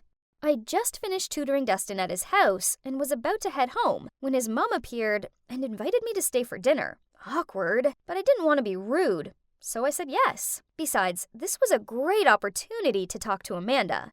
I was sitting next to Dustin at the dinner table when Amanda walked in and gave me a dirty look. What is she doing here? "Amanda, manners!" Okay, had I upset her somehow? After we finished eating, I helped Amanda clean up. I pulled some homemade chocolate cookies out of my bag and gave my friendliest smile as I said, my friend Harry, he likes you. I was wondering if..." Without letting me finish my sentence, Amanda interrupted me. "Sorry, let me stop you right there. First, I don't eat cookies." "Gross." Second, I assume you're asking me if I want to go out with your friend, right? No, because he's a loser just like you. It's embarrassing enough that Dustin is dating you. Then she walked off, leaving me standing there dumbfounded. Oh my god, couldn't believe what I just heard. How could a person be so rude? Ugh. The next day at school, I wanted to tell Harry to give up on Amanda, but as soon as I caught sight of him, he ran towards me, hugged me, and said, "Emily, you're a matchmaking genius! Thank you!" Huh? What do you mean by that? Amanda just asked me if I wanted to come to her party this weekend. Isn't that great? Yay! What on earth was going on? But Harry looked so happy that I just couldn't tell him the truth. One thing's for sure, there's something sus about Amanda. Of course, I was going to that party too, because I was Dustin's girlfriend, remember? Wow, we were actually at a cool kids party. Our first time ever. This was awesome. Harry even got a bit emotional. What a baby. Dustin and I teamed up to play beer pong, and it was so much fun, and unexpectedly, we won! We were so excited, and both of us cheered with joy and hugged each other without thinking. Oops, didn't see that coming. But what happened next was even crazier. Everybody started to cheer, kiss, kiss, kiss. Oh boy, they couldn't be serious, right? I just laughed it off and hoped everyone would stop. But no, they just kept cheering on. Suddenly, Dustin grabbed my face and kissed me right on the lips. I didn't push him away. Oh no, instead, I closed my eyes and got carried away. I even lifted up one leg. Oh, and FYI, that was my first kiss. After that, we both turned bright red and avoided eye contact. Ugh, my whole body felt hot like I was having a fever or something. Anyway, the party was everything I dreamed of and more. The next day, Harry and I arrived at school in a super good mood. But suddenly, we saw a bunch of students gathering around someone. We squished through the crowd and saw Amanda crying. Turns out, somebody from the party had stolen 2 of her mom's Fabergé eggs. Then, one of Amanda's friends suggested checking all backpacks and lockers of everyone who went to the party last night. But the chances are low. The culprit must have been able to hide all the evidence by now. Still, we should try everything we can, right? I couldn't bear seeing Amanda crying her eyes out like this. Then he gently patted her shoulder. Hey, that was smooth. Way to go, Harry. And so, we checked a few people's belongings and still nothing was found. Then it was Harry's turn. He opened the locker and, oh my god, one of the Fabergé eggs was in there. But how? He would never do such a thing. I opened my locker and, what? There was the other one! What on earth was going on? Suddenly, Amanda started shouting at us. I knew it was you two! Hey everybody, Emily over here manipulated Dustin by using his weaknesses, his love of soccer and his dislike for math. Then she forced him to pretend to be her boyfriend just so she could be cool. Everybody started glaring at me like I was the villain, but I wasn't. There was a misunderstanding. I looked over to Dustin for help, but he just avoided my gaze, then walked off. I didn't know what to do, so I just stood there in shock until Harry dragged me off with him. Well, after that, I was more popular than ever. I was now known as the girl who took advantage of a guy to get popular and then stole from him. Worse, Amanda wouldn't listen to me. Harry and I were clearly framed. I wish I could go back to my normal life before I made that stupid deal with Dustin. Oh, but then that kiss wouldn't have happened. Oh boy, might I have fallen for Dustin? Then suddenly I got a text from Amanda. It was a clip from the recent party with the message, "You're nothing to Dustin." Why are you dating this loser? Wasn't she the girl who hiccuped during the play? I will use her until the end of this semester. Oh my, I couldn't believe he said that. I knew he didn't like me in the way I liked him, but did he have to be so mean? The clip automatically replayed again. Ugh, watching this one time was bad enough. But wait, there was a detail in the clip that caught my attention. I rewound it and, oh my god, there were the 2 missing Fabergé eggs. The clip was recorded at midnight, but Harry and I left the party way before then. I quickly rushed over to Dustin and Amanda's house and showed them the video. I don't remember you both leaving earlier. What if you're lying? Well, I noticed your front door has cameras. If you want, we could check them. Dustin turned to Amanda and confusingly asked, Did you put those eggs in Emily and Harry's lockers? Amanda said nothing, but her head down said it all. But why would you do that? Emily didn't do anything wrong. Because I don't like her being your girlfriend. I like you. What? Isn't she his sister? Oh, turns out they aren't actually siblings. Whew, that would have been weird. The truth is their parents were really close, and when Amanda's parents died in an accident, Dustin's family took her in. So Amanda was like a sister to Dustin, but Amanda, on the other hand, has been in love with him for a long time. I decided not to make a big deal out of it. As long as she posted a status on social media saying this was all a misunderstanding and that we didn't steal from her, and she reluctantly agreed. Afterward, I immediately got out of there without saying anything else to Dustin, but he ran after me and apologized for not defending me the other day. He just couldn't choose between me and Amanda, and then he said, "That clip you saw wasn't what you think." Ugh. What's there not to understand? It was so obvious. Then what is it? Please tell me. But Dustin just stood there silent and stared down at his sneakers. Just like I thought. There's nothing else to explain, so I stormed off. The next day, Amanda posted the status and our names were finally cleared. My life is back to being boring, but it's okay, as I now know that being popular isn't what brings me happiness.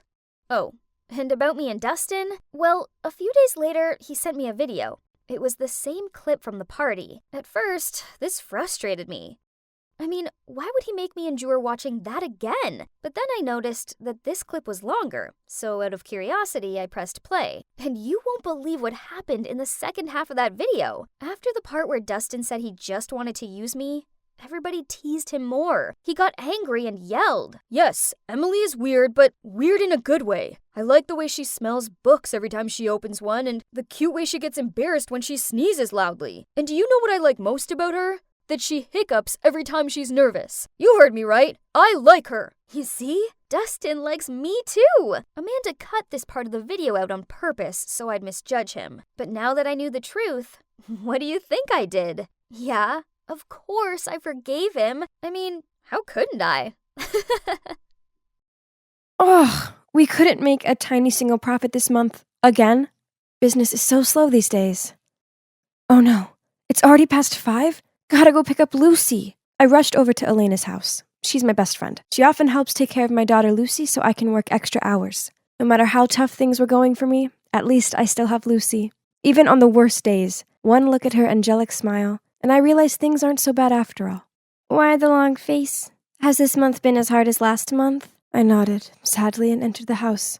It's been even worse. I just want to earn enough money to provide a nice life for Lucy, but I'm barely breaking even. I looked over at Lucy, who was playing with her dollies on the living room floor. I plopped down on the sofa while Elena brought me a cup of tea. Things will get better. I just know it.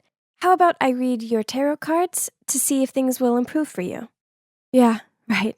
Let's just assume those fortune-telling things are right. I'm not into the spiritual stuff, but Elena swears by it. I suppose it can't hurt to hear what she has to say, right? She made me shuffle the cards, then laid some out on the coffee table in front of me. Oh, that's interesting. Hey, Nora, seems like your life's going to change sooner than you think. Destiny is telling me that it'll be tomorrow after work at the bakery close to your shop. It looks like you'll meet a man, a rich one. I stared down at the cards. How on earth was she getting all this information from them? Yeah, whatever. Thanks for looking after Lucy, but I better take her home and make her dinner. Pfft, who would believe those fortune-telling tricks? But, come to think of it, I'm also desperate. With all the lockdowns and Brexit, my little candle shop in the south of England wasn't going so well of late. No amount of 2-for-1 offers or sales events were helping. I'm down to single digits on the money my parents lent me to open up the shop. Then there's Lucy to think of. In her 3 years of life, she has already been through so much, including her father abandoning us both. I want to provide an amazing life for her, not cause us both to end up homeless. Ugh. I may as well do as Elena said. I mean, it's not like I had anything to lose. So the next day, I closed up the shop early, then with Lucy in tow, walked toward the bakery. There didn't seem to be anyone about. Looks like Elena was so wrong. Oh, miss, I'm so sorry. I brushed bits of pastry off me and glared at this man. Okay, so it looked like he's only a few years older than me, but why is he wearing such old-fashioned clothes? And what's with his awful hairstyle? This has to be the man Elena was talking about, right? But he's so not my type. But I suppose if dating him changes everything, then... Oh, Cute kid. He pointed at Lucy, who was cuddling her favorite doll. Yeah, this is my daughter Lucy. Sometimes I swear she loves that doll more than me. She won't let it out of her sight. He chuckled, then nervously scratched his head and said, You're a good mother, I can tell. Are you going this way? He pointed up the street. I nodded, then started walking alongside him. Okay, so he's called Dylan. He's an engineer and he's just moved here for work. We exchanged numbers and you know what? We've been texting quite a lot. Soon we started hanging out and he's not so bad, albeit a little on the boring side. Lucy seems to adore him though. He pulls silly faces to make her laugh and buys her sweets. He even took us both to the zoo. OMG, it was so good. And Lucy loved seeing the penguins. So when he told me he liked me and asked me out on a date, I said yes. Okay, so he's not my usual type, but he's rich, caring, and good with Lucy. Besides, it's all too much to be a coincidence, right? Elena's tarot reading must have come true, and he's the guy who's going to change my luck. Hey, all the romantic dates out to the restaurants and places were kind of fun. And even better, business was improving. This was great and all, but dating Dylan was getting kind of tiring. I like the guy. He's sweet and kind, but I don't have feelings for him. One time after a delicious meal, he walked me home. Then, on my doorstep, he gushed out about how much he liked me, then leaned in for a kiss. Panicked, I darted out of the way, causing him to trip over and almost fall into a bush. Another time, he took my hand when we were walking through the park. I then just stood there while he gave me this soppy look and said, Nora, I really like you, and I know you like me too because you're not letting go of my hand.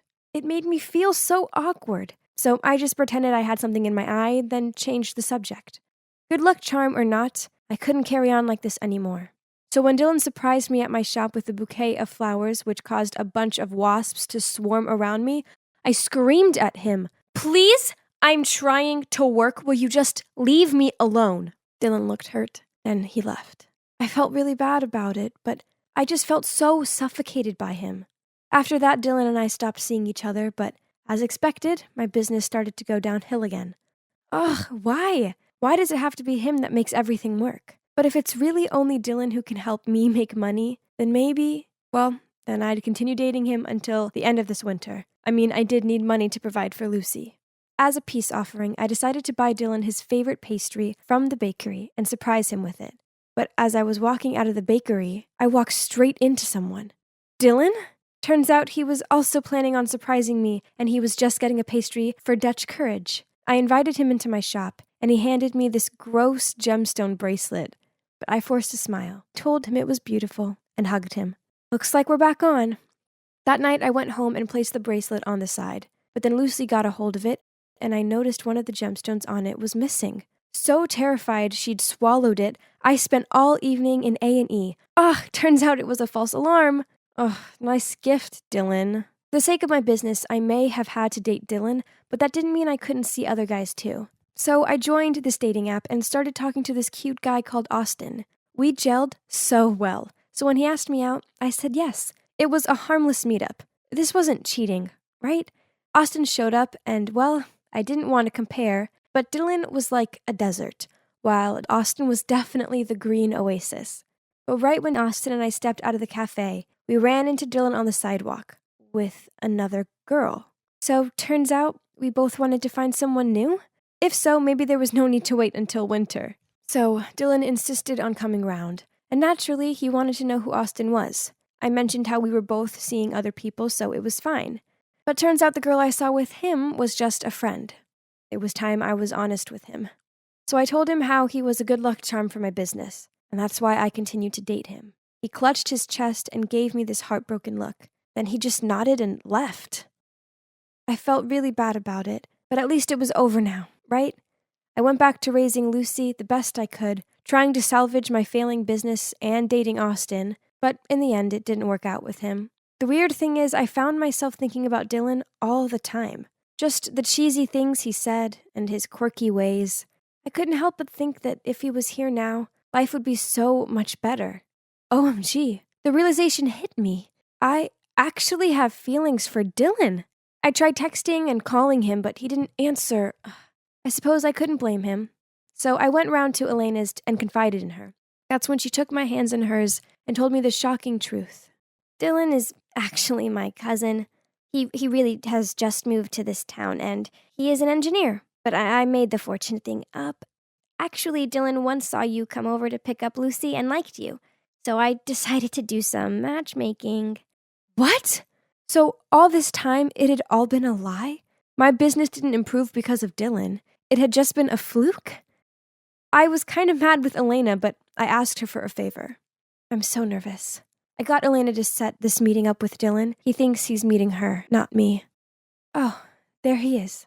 Oh, it's you. Dylan, I know I was horrible to you, and I'm sorry.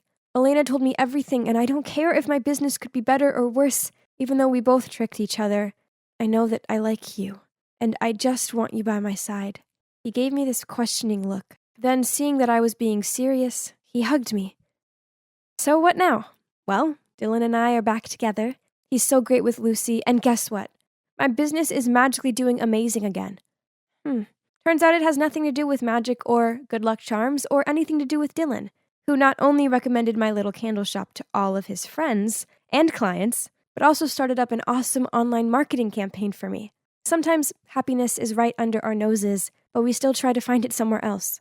So my advice to you is to learn how to be happy with the things you already have, as, trust me, it's only when you lose them that you realize how amazing they were in the first place.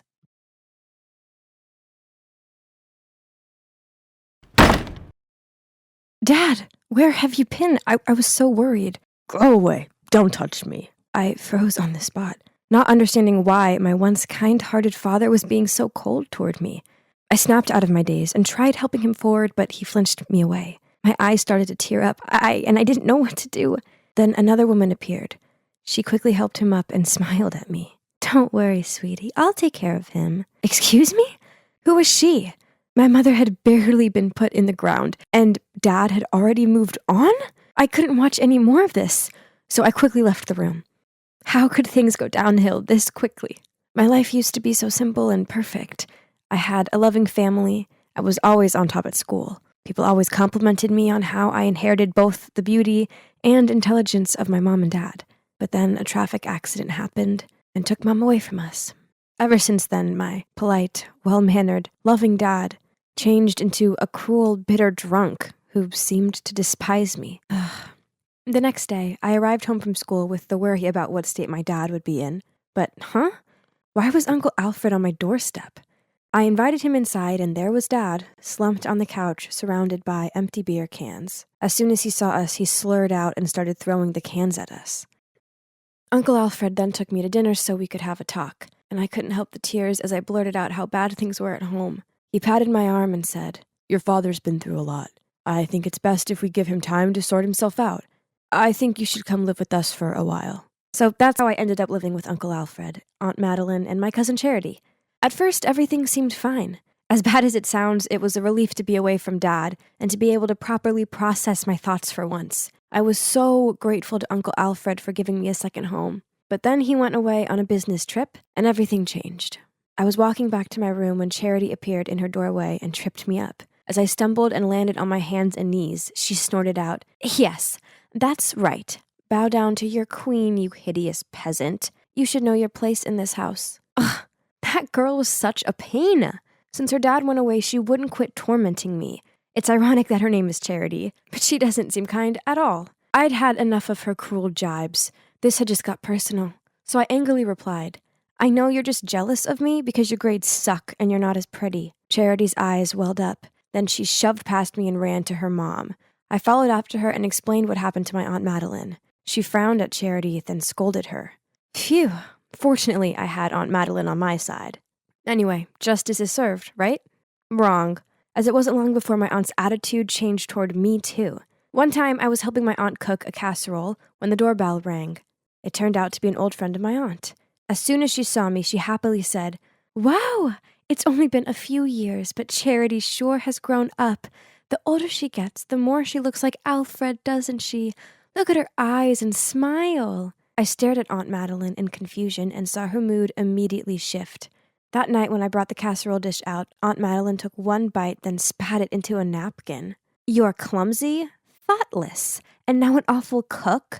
Be a bit more useful, will you? I stared at her open-mouthed. unable to find the words to say.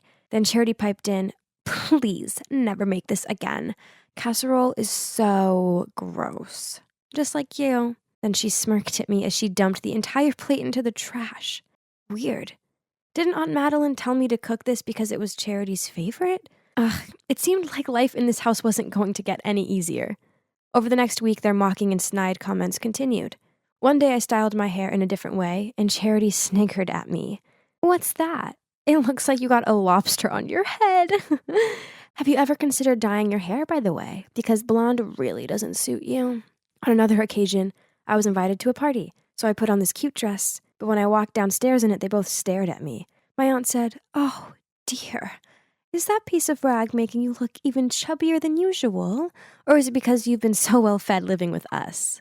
Another time, I was sitting at the breakfast table, dabbing lip gloss onto my lips, when Charity yanked it off me. As I tried to grab it back, she sniggered out, "What for? Putting this on your gross lips just makes you look desperate.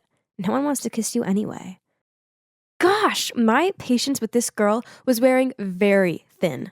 Worse still, Aunt Madeline overheard the whole thing, but she just laughed. I didn't understand why they were being like this. I knew I wasn't ugly or fat, and far from it. I know I'm pretty, as I was always complimented on my glossy long hair. Well, until I moved here, anyway. This was so confusing. Why were they jealous of me? It turns out that being too beautiful was not easy. Ugh. Things got trickier when my dad, who's also the school principal, returned to work after his time off. He totally ignored me, and it made me feel terrible. Then I arrived home from school to Aunt Madeline fussing over me and asking if I wanted anything to eat. Huh? What? Oh, I see. Uncle Alfred was back from his work trip. Ugh! It was time I exposed this mother-daughter duo's fake act once and for all. So that evening, I volunteered to cook. Yep, you guessed it. I made the casserole dish. As I brought it out, Charity accidentally shouted, "Ew! I already told you I hate this dish." Aunt Madeline turned pale, and Charity gave this gawping, shocked look. Then I dropped to my knees and pleaded, "I know I'm wrong. Please don't punish me anymore. I don't want to sleep in the basement again." Uncle Alfred looked very confused, so I continued. "I forgot that Charity hates this dish. I've been punished several times, but I still keep on messing up. I'm the one to blame." "What is this? I go away for a few weeks and come back to carnage?" He ordered Aunt Madeline into their room for a private chat. "We're not even related. Don't expect my mother and I to be nice to you," she said, then stormed off. What? What did Charity mean? Of course we were related. Aunt Madeline was my dad's sister, right? I wanted to know what was going on, so I hid behind the door and listened in on their conversation. "Tell me the truth.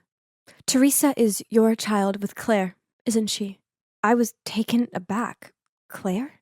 My mother? Had I misheard her? "I know. Mark told me. The day Claire had the accident, they ran some blood tests, and he found out Teresa's blood type didn't match his. Obviously, she's not his biological daughter, and she looks just like you. Now tell me, did you and Claire cheat behind our backs? You used to be in love with her before you married me. So Dad treated me like that because he found out I'm not his own daughter? And Alfred and my mom used to be in love before she got married to my dad? Explain to me!" "Enough!" Alfred finally spoke up. "I have nothing to explain to you." Hearing footsteps toward me, I rushed to my room, closed the door, then crawled into my blanket pretending to be asleep. Suddenly, I heard the door open. It was Alfred. "Teresa, let's get out of here." I packed a bag and left with my Uncle Alfred. We moved into a small apartment not too far from his house. Even though he took care of me a lot, he never mentioned that day ever again. I didn't dare to ask either. So we just let it slide. He had to be my real dad, right? He just wasn't ready to talk about it yet. I tried to avoid Charity as much as possible, but this wasn't always easy as we went to the same school. It wasn't like I was scared of her or anything, it was just awkward. Then one day, I walked along the corridor to see flyers stuck to lockers, doors, windows, and floating around the floor. They all had a picture of my face on them, and scrawled across them was, "This fraud is the product of her cheating mom and a married man." Everyone was giving me dirty looks and whispering about me. I panicked and rushed out of there, but I wasn't looking where I was going and bumped straight into a jock, and standing next to him was Charity. "Enjoy the fame? These flyers were specially made for you. Right at that moment, my father appeared holding a flyer. He waved it in front of her. What is this? Who allows you to trash the school with this rubbish? Leave Teresa alone. I couldn't cope with my father right now, so I ran off to class. That afternoon, I heard the school speaker announce that everything written on the flyers was lies, and Charity would be in detention. Once the last bell rang, I just wanted to get home and hide away from the world. But as I walked outside, I saw my dad waiting for me at the gate. I had nothing to say to him, so I ignored him and walked off. Please, Teresa, at least hear me out. I stopped on the spot, then walked over to him. I guess it was time I found out the truth. So, turns out, yes, I'm not his daughter, but I wasn't Uncle Alfred's daughter either. I found this, and it made me feel so guilty, he said. He showed me an artificial insemination certificate file. Turns out after years of trying, my parents went to run some tests, and my dad was diagnosed as infertile. Mom didn't want him to be upset, so she secretly got artificial insemination and gave birth to me. It was never your mom's fault, and I was wrong to treat you like that. I'm so sorry. A fresh ran of tears streamed down my face with each word I heard from him. Teresa, I'm so sorry that us adults, selfishness and bitterness has hurt you. Startled, I turned around to find that Uncle Alfred was already there behind me. I guess he'd come to pick me up, and I didn't notice since I was talking to my dad. He must have heard the whole story. Alfred and I will do anything to make it up to you. Even if you want to find your biological dad, we'll try our best. I looked at him and Uncle Alfred, thinking, there's no need to, as I've already got 2 amazing dads.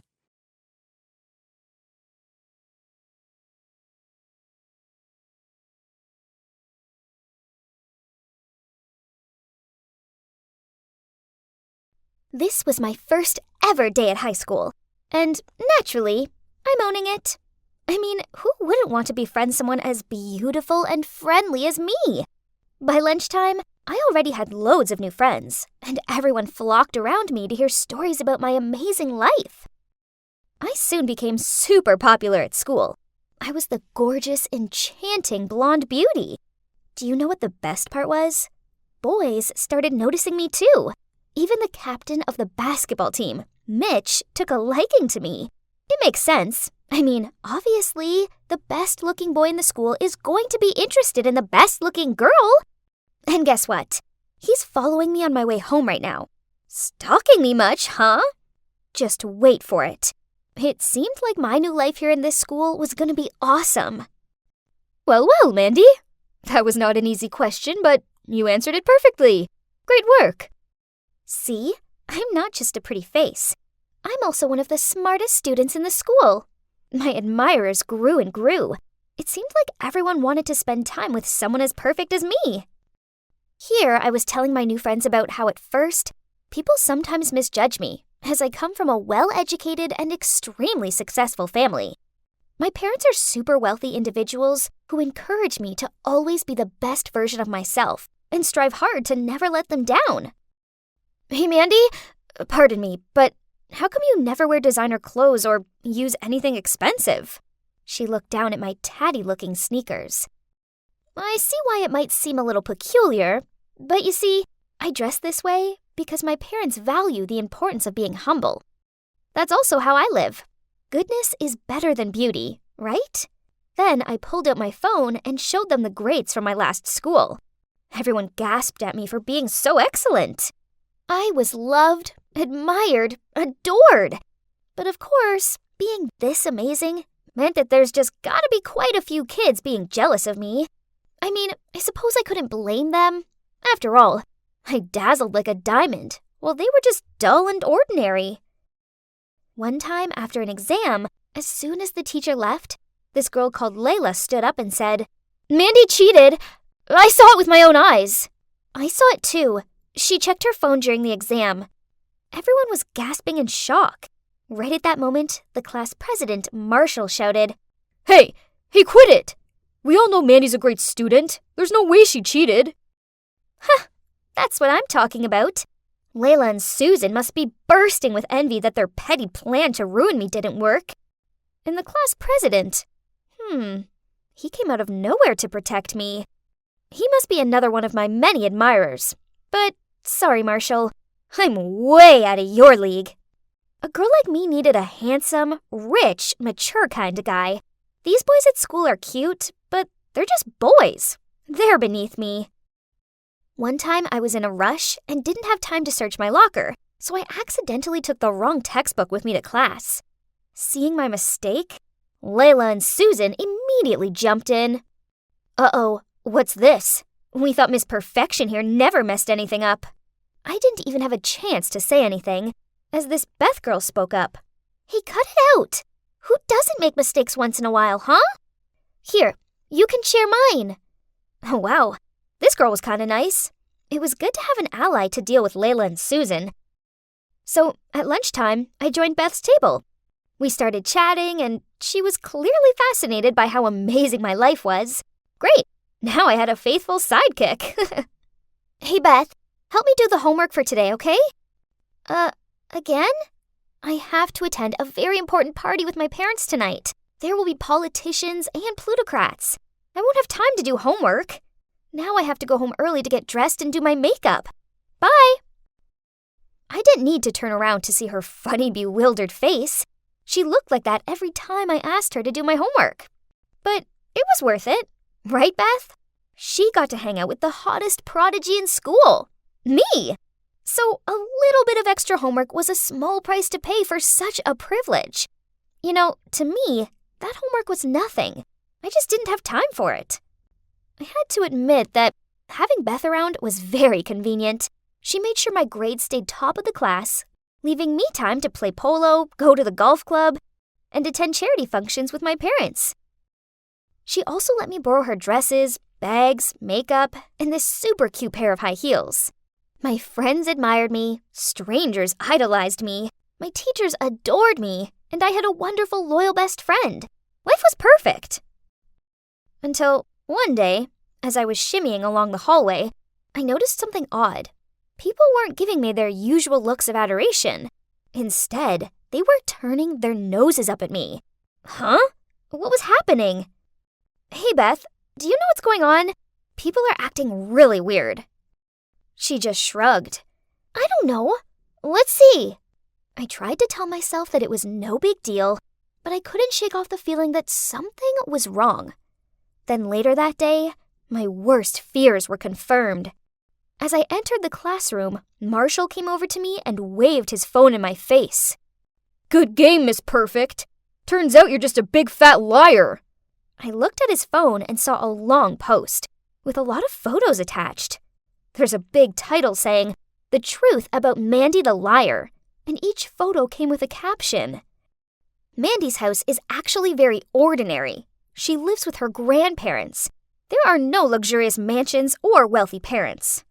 When Mandy just came to the school, she made friends with everyone, bragging about her fame, fortune, and popularity.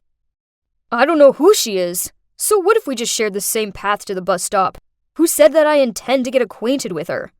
Her transcript from her old school isn't even hers. She's just photoshopped her name on it. Every time she stood up to answer a question or take a test, she cheated, so she got a good grade. God, all this? How did they know? It felt like my heart had lodged in my throat, and my mind was spinning. My eyes blurred when I saw Layla and Susan approaching me. I stared at them in shock. Mandy, honestly, we don't hate you. It's just that we realized your stories were ridiculous, so we decided to find out the truth. That's right, but you sure did cover your tracks. We couldn't find a thing. Hang on, so who found these pieces of evidence? I did! Right at that moment, my so-called best friend appeared, followed by the homeroom teacher. Mandy, I know you think I'm some desperate wannabe you can control, but no! I soon worked out that everything you said was a lie, so I gathered evidence to prove it. Everyone was gawping at me with disappointment. I felt completely overwhelmed by the situation. This couldn't actually be happening. I pinched my arm. Ouch! It was as painful and as real as what was going down before my eyes right now. Beth continued. It's not good for you to live a lie like this. Who even are you? Ah! Reality images started flooding into my mind, making my brain feel like it was going to explode. I grabbed my head and ran out of the classroom. When I opened my eyes, I found myself in the hospital. The homeroom teacher was sitting next to me, and my grandparents were also there. They all looked very disappointed. Mandy, the principal was very angry and was about to expel you. But it was Beth and her friends who convinced him to let you stay. What? Beth? But she was the one who exposed me. Noticing my surprise, the teacher continued. After seeing your reaction, Beth realized that perhaps you had a psychological problem, so she convinced us to help bring you to the hospital for diagnosis. I looked up at my grandparents. They were all in tears. Unexpectedly, I burst out crying. I longed so much to have a dream life full of fame, riches, and admirers that I drew a vision for myself in another reality. I was so absorbed in that illusory scenario that I forgot my own reality. This was last month, and I'm currently on medication for my delusions, and I'm also seeing a therapist. Right now, I'm on my way to see Beth, Layla, Susan, and Marshall. No, I'm not making it up. I really am meeting them. Oh gosh, there they are. This is scary, but it's something I've got to do.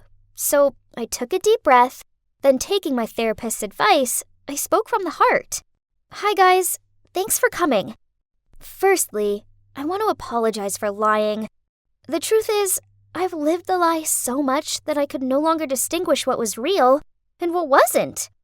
My therapist helped me see that this all began after I lost my parents. Part of my subconscious craved for this dream life so badly that I created a new one. This way I didn't have to accept the truth, which is that my parents have passed away and I live with my dirt poor grandparents. When I finished talking, I looked at them, half expecting them to shout at me or something, but instead, Beth smiled at me and said, "It took a lot of guts to come here and say that." I'm sorry too. I shouldn't have outed you like that, but I didn't know you were ill. Same. I'm proud of you. Me too. Me 3. Now, when are we gonna order cake? So, what now? Well, I'm still taking my medication and talking to my therapist. I can now tell the difference between the make-believe and reality. Also, I'm back at school, and my teachers and classmates have all been really welcoming. Better still, I now have some awesome friends who like me for me. And you know what? It turns out that living in reality isn't actually so bad after all.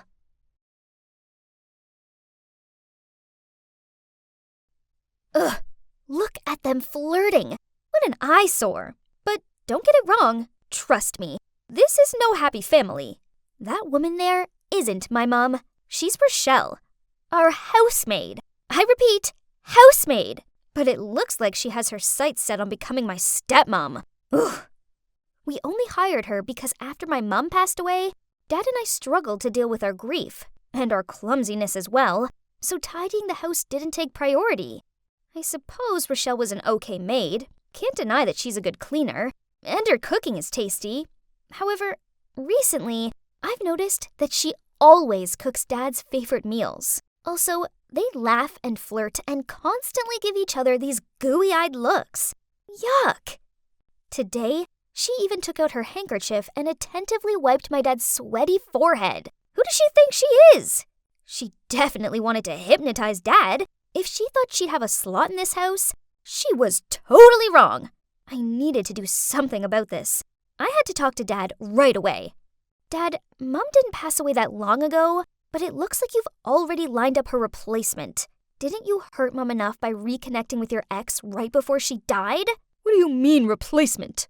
Brittany, you're being childish and unreasonable.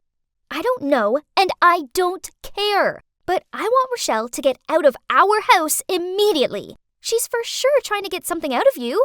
Okay, fine. If you insist. But make sure you find a new housemaid to replace her. Ugh. So it turns out that finding a new maid who's actually good is nearly impossible. Dozens of people came to try out, but none of them were as considerate as Rochelle. Okay, after all, we still needed a maid, so I reluctantly let Rochelle stay until I found someone new. This didn't mean I was going to let my annoyance for her slide. I decided that while I was stuck in the same house as her, I may as well play some tricks on her to let out my anger. When she decided to cook, again, the divine chicken soup that my dad loved so much, I kindly added a little salt to make it more savory. But somehow, my dad still praised her delicious food. He must just be flattering her, right? So I tried it for myself. What? How could she do that? It tasted amazing. Ugh.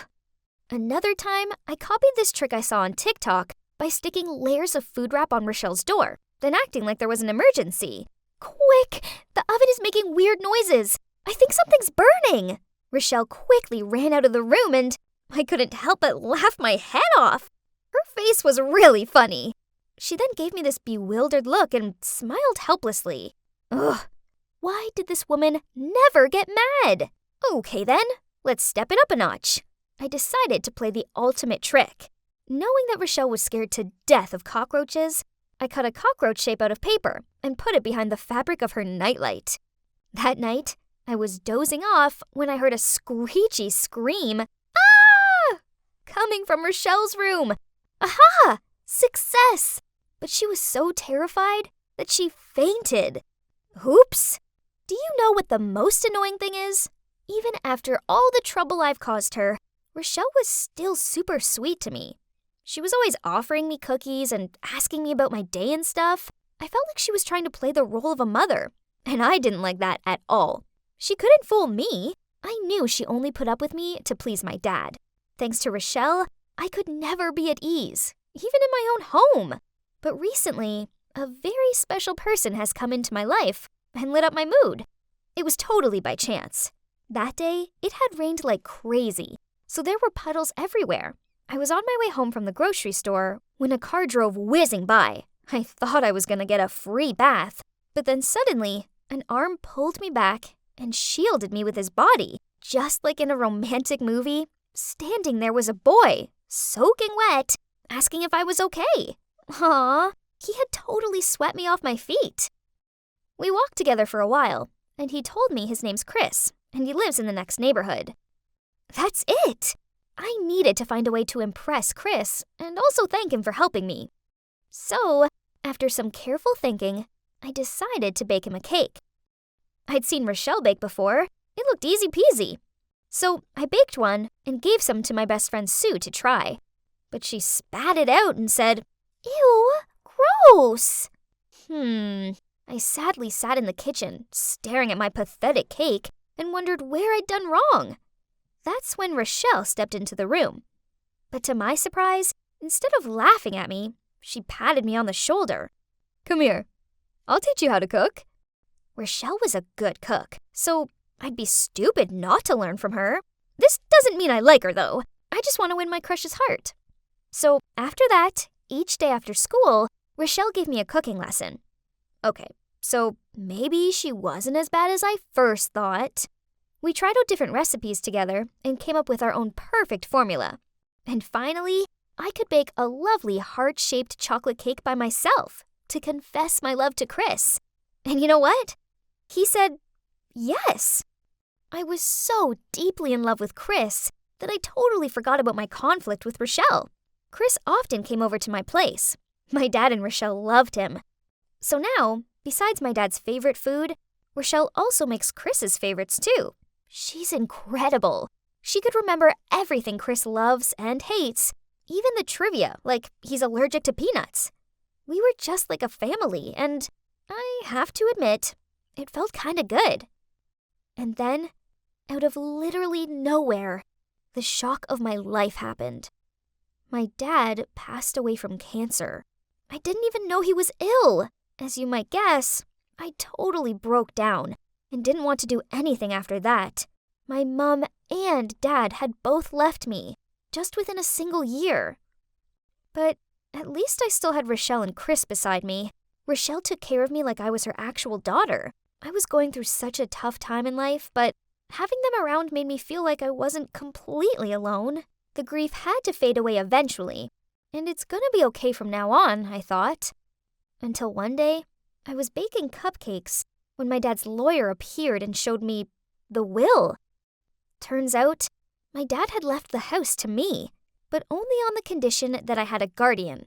Some woman named Laura. Huh? That's odd. I don't know anyone named Laura. But wait, I think I've heard this name from someone. Oh, my mom. When she was in her last days, Mom once told me that my dad had been talking to his ex again, and her name was Laura. Could it be her? Did he seriously make his ex my guardian? Unbelievable! I had to get to the bottom of this. But how could I find this mystery Laura? I had no family. Well, besides my Uncle Colin, who was living in France. So I contacted him and told him everything.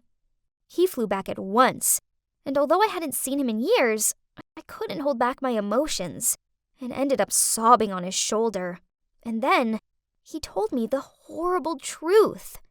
Laura is none other than the woman who had just walked through the door. It was Rochelle, the woman who had been living in my house. I couldn't believe my ears.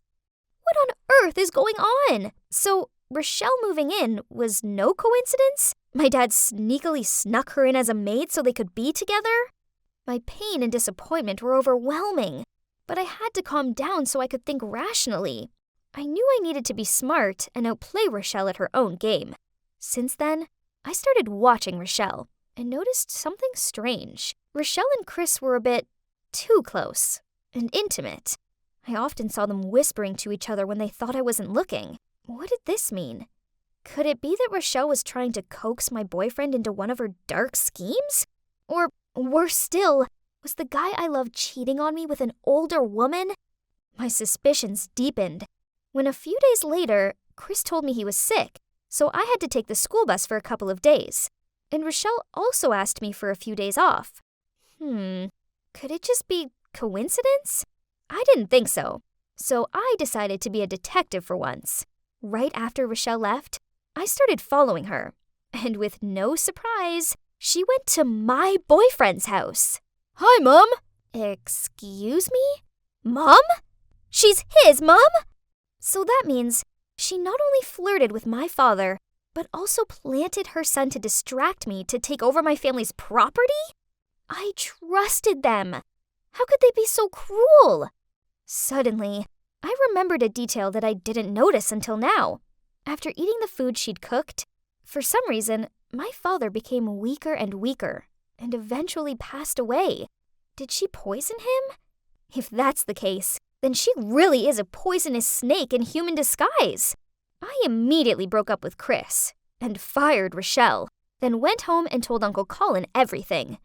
At least I had him on my side. Now what we need to do is refute her custody of the property. I'll take care of everything, and you just have to do what I say. Then, Uncle Colin helped me prepare a lawsuit against Rochelle and her son for fraud. Those two will pay the price for what they did to my father and me. Oh, but the thing is, now Rochelle didn't live here. It felt so empty. I was so angry with her, but I also found myself missing her too. I loved and trusted her. And Chris too. And feelings like that don't just vanish overnight. But when I was still thinking about it, there was the lawyer. Again! And he was accompanied by Uncle Colin. What's happening now? Miss Brittany Jensen hereby transfers the entire estate of 25 Oakwell House to Mr. Colin Jensen, as signed by both parties. Huh? Signed? When did I sign that? I snatched the paper and shouted, "Scam! I never saw this paper! Uncle, what is this? Please say something." I don't know. Just follow the legal documents. No. So Uncle Colin was just pretending to care, when really he just wanted to trick me into signing over my house? Oh God. Thinking about it, it must have been that day. The day where he gave me a bunch of papers to sign, claiming that they were about me suing Rochelle and Chris. OMG, the lying con! At the time, I'd been so upset that I only skimmed the first page without looking at the following ones. I was too careless. From tomorrow, Miss Brittany Jensen will have to return all assets to Mr. Colin Jensen. You have 24 hours to prepare. I tried shouting at my uncle, and then I tried reasoning with him, but he didn't care. He just smirked at me and told me that he was just taking what was rightfully his. Ugh, what a vile man. So now, I have nothing left. I was kicked out of my own house and deceived by my own uncle. I don't know why I accidentally passed Chris's house just as he opened the door to take a delivery, and our eyes met. I turned and started to run away, but Chris caught up with me and grabbed my hand. Even after the awful way I treated them both, Rochelle and Chris still invited me inside and made me dinner. I ashamedly told them what happened. Then Rochelle told me everything. It turns out that my father found out that he had cancer a while ago, but he didn't tell me because he saw how upset I was after losing Mom, and he was afraid I would worry too much. Rochelle saw his health deteriorating and figured out what was wrong, so she volunteered to take care of him because she still cared for him. But as a friend, nothing more. As for the will, my dad understood Uncle Colin all too well and didn't trust him, so he gave custody to Rochelle. But unexpectedly, in the end, I still stupidly fell into his trap. As for Chris, I really didn't know you two knew each other until you brought him home. But at that time, I didn't want to confess I was his mother and affect your relationship. I'm sorry, Brittany. Britt, please stay here with me and Mom. We'll get through this tough time together, okay? That's right, darling. No matter what, we'll never abandon you. I'm sorry. I misunderstood you both. It's okay. Everything will be fine from now on. You'll never have to do this alone. Yeah, every dog has its day. This is totally not wrong. My life is nothing like my previous wealthy one, but I have something that my conniving, vulturous uncle doesn't have, and that's people who love and care about me. What my uncle did was wrong, and Rochelle and Chris are helping me to make a legal case against him.